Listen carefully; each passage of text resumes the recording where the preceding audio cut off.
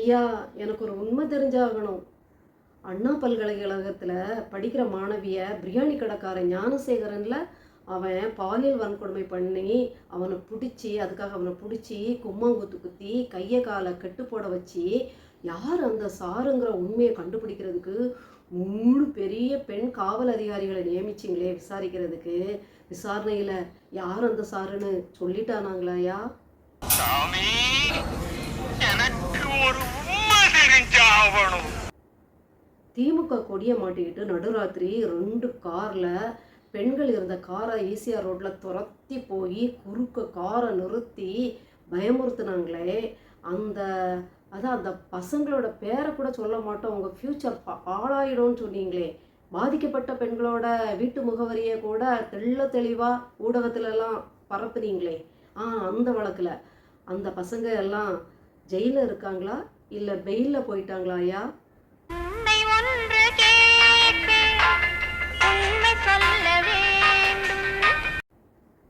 இப்படியாயா பிணத்துக்கிட்ட பிண அறையிலலாம் பணத்தை கொண்டு வைப்பீங்க? மக்கள் பணத்தில் இப்படி வாரி சுருட்டுருக்கீங்களே, உங்களுக்கு அடுக்குமா? நீங்கள் எல்லாம் பண பேய்களா அப்படின்னு நீதிமன்றமே அதிர்ந்து போய் உங்கள் ஊழலுக்கு 998 கோடி, அதாவது திமுக அமைச்சர் ஜெகத் ரட்சகன் அவர்களுக்கு தண்ட அபராதம் செலுத்துறதுக்கு நீதிமன்றம் ஆணை போட்டுச்சே.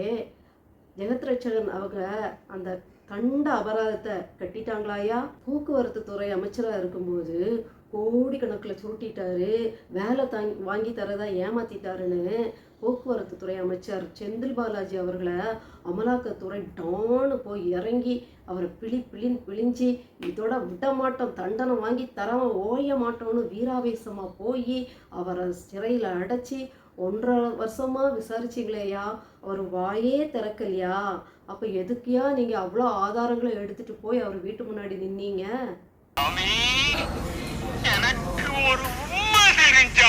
அமைச்சர் துரைமுருகன் அவங்க 60,000 கோடிக்கு மணல் ஊழல் பண்ணியிருக்காரு.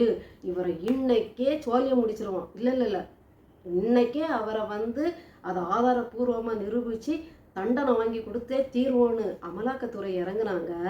அப்போ அன்னைக்கே உடனேயே அமலாக்கத்துறை இந்த பக்கம் தோண்டி துருவி கிளறி போட்டு எல்லாத்தையும் தலைகளாக மாற்றி விசாரிச்சிட்டு இருக்கும்போதே துரைமுருகன் அவங்க டெல்லிக்கு பறந்து போனாங்களே, அது எதுக்குயா? அதுக்கப்புறம் அமலாக்கத்துறையும் வாயை புத்திட்டு போயிடுச்சே. அதோட உண்மை காரணம் என்னங்கய்யா? தமிழ்நாட்டில் இளம் விதவைகள் அதிகமாயிட்டாங்க. இதுக்கெல்லாம் காரணம் டாஸ்மாக் மூடியே ஆகணும்னு கருப்பு கொடி பிடிச்சிங்களே ஐயா. இப்போ நீங்கள் ஆட்சிக்கு வந்த பிறகு தமிழ்நாட்டில் இளம் விதவைகளே இல்லையா ஐயா?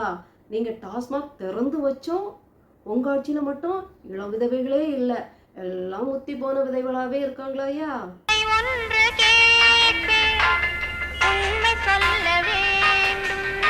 ஒரு 3 வருஷத்துக்கு முன்னாடி பள்ளிக்கூடத்திலேருந்து ஒரு பொண்ணு விடுதியில் தங்கியிருந்த ஒரு மாணவி, அதாவது கள்ளக்குறிச்சி, அந்த வழக்கு தான் ஐயா. அதை பேசாமல் என்னால் இருக்கவே முடியாதுயா.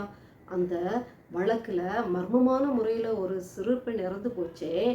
அந்த வழக்கு 3 வருஷமாக இழுத்தடிக்கிறதுக்கு இந்த அரசு, இன்னும் பல அரசு, நிழல் அரசு, நிஜ அரசு எல்லாமே காரணமாக இருந்துச்சுன்னு எங்களுக்கு தெரியும் ஐயா. ஆனால் இதே மாதிரி பாலியல் வன்கொடுமையில் பள்ளிகளில் நடந்த நிறைய இடங்களில் பெற்றோர் வீராவேசமாக போய் உறவினர்கள் அந்த பள்ளி தாளாளர்களையும் அடித்து அந்த பள்ளிக்கூடத்தையும் உடச்சி சுக்குநூறாக போட்டாங்க. அங்கெல்லாம் தாய் ஏவன் குற்றவாளி ஆக்கப்படலை. ஆனால் அந்த கள்ளக்குறிச்சி ஸ்ரீமதி வழக்கில் மட்டும் என் பிள்ளை கொன்னுட்டீங்களே பாவிகளா அப்படின்ட்டு அறவழியில் நின்று போராடும்போது பள்ளியும் பல அரசு ஒத்துழைப்போடு நடந்த ஒரு கலகத்தில் வேணும்னே செஞ்சு கலகம் பண்ணி எரிச்சு ஆதாரங்களை அழிச்ச அந்த பள்ளி தரப்பை காப்பாற்றிட்டு தான் ஒத்த பெண் பிள்ளையை இழந்த தாயையே ஏவன் குற்றவாளி ஆக்கியிருக்கீங்களே. இதோட உண்மைத்தன்மை என்னங்கய்யா? இது யாரை காப்பாற்ற? இல்லை வாங்கின பணத்துக்கு, பேசின பேரத்துக்கு, வாங்கின பொட்டி அவ்வளவு கனமாக இருக்குது அப்படிங்கிறனாலயா? எனக்கு ஒரு உண்மை தெரிஞ்சாகணும்.